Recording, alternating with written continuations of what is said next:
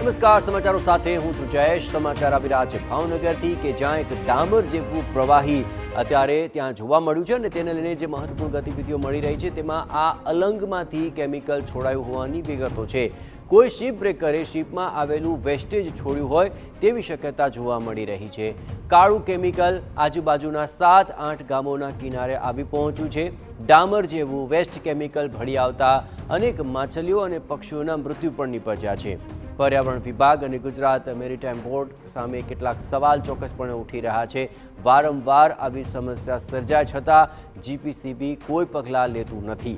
केमिकलने कारणे अनेक मृत माछलीओ और पक्षीओ किनारे तणाईने आव्या हता। घटनाना दृश्यो पण सामे आवी रह्या छे। વધુ વિગતે વાત કરવા જોડાઈ રહ્યા છે ટીવી9 સંવાદદાતા અજીત ગઢવી।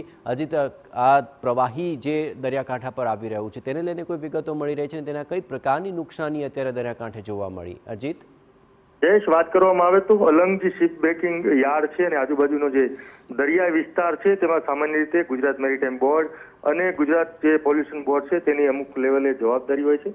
ત્યારે આ દરિયાની અંદર અનેકવાર નાની મોટી આ પ્રકારના કેમિકલ અને જે શિપ આવતા હોય છે વિદેશોમાંથી તેમાંથી નીકળતું જે વેસ્ટેજ હોય છે તે આ પ્રકારે ઘણીવાર જોવા મળે છે। પરંતુ અત્યારે જે ગઈકાલ રાતની આ ઘટના છે, રાતથી સતત આ જે ડામર જેવું કેમિકલ છે કાળા કલરનું અને જે સતત આજુબાજુના 7-8 સ્થાન પરથી લઈને આજુબાજુના ગામોમાં જે દરિયાઈ કાંઠો છે ત્યાં તણાઈને આવ્યું છે, જેને લઈને અનેક મોટી સંખ્યામાં હજારોની સંખ્યામાં માછલાઓના મોત થવા પામેલ છે, અમુક પક્ષીઓના પણ મોત થવા પામેલ છે।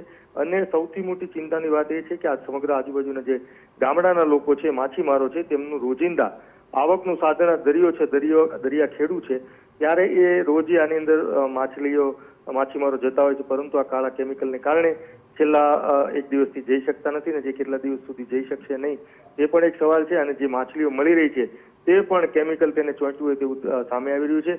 ત્યારે જે ગુજરાત પોલ્યુશન બોર્ડ છે, જીએમબી છે, તેની જવાબદારી છે ને એવું પણ બની શકે, સંભવિત શક્યતાઓ છે કે કોઈ જે અત્યારે શિપોની આવક ધીરે ધીરે શરૂ થઈ છે તો કોઈ શિપમાંથી મોટા પ્રમાણમાં, ખૂબ મોટા પ્રમાણમાં જેને કહી શકાય તેવા પ્રમાણમાં આ કેમિકલ વેસ્ટેજ જે ડામર જેવું છે તેનો નિકાલ કરવામાં આવ્યો છે, પરંતુ દરિયાના પાણીમાં નિકાલ કરવો તે અયોગ્ય છે અને જે ગુજરાત મેરીટાઈમ બોર્ડની પણ જવાબદારી છે આ પ્રકારનું ન ચલાવી શકાય, અથવા તો કોઈ આજુબાજુની ઇન્ડસ્ટ્રીવાળા એ છોડી દીધું હોય તો પણ ન ચલાવી શકાય। પરંતુ સામાન્ય પ્રાથમિક જે સ્થાનિક લોકોની જાણકારી પ્રમાણે કોઈ શિપ બ્રેકર દ્વારા શિપમાંથી છોડવા આવેલું છે અને જેને લઈને હજુ કેટલાક માછલાઓના મોત થવાની શક્યતાઓ છે, હજુ પક્ષીઓના મોત થવાની શક્યતાઓ છે, માછીમારો છે તે અંદર જઈ શકે નહીં તેવી શક્યતાઓ રહેલી છે। બિલકુલ અજીત, તમામ ગતિવિધિઓ પર આપ નજર રાખતા રહેજો। તો ખરાબ કેમિકલને કારણે આ મામલો સામે આવી ચૂક્યો છે ને તેમાં માછલીઓ, પક્ષીઓના મૃત્યુ થયા છે। જીપીસીબી આ સમગ્ર મામલે શું કાર્યવાહી કરે છે તેની પર સૌની નજર મંડાયેલી છે।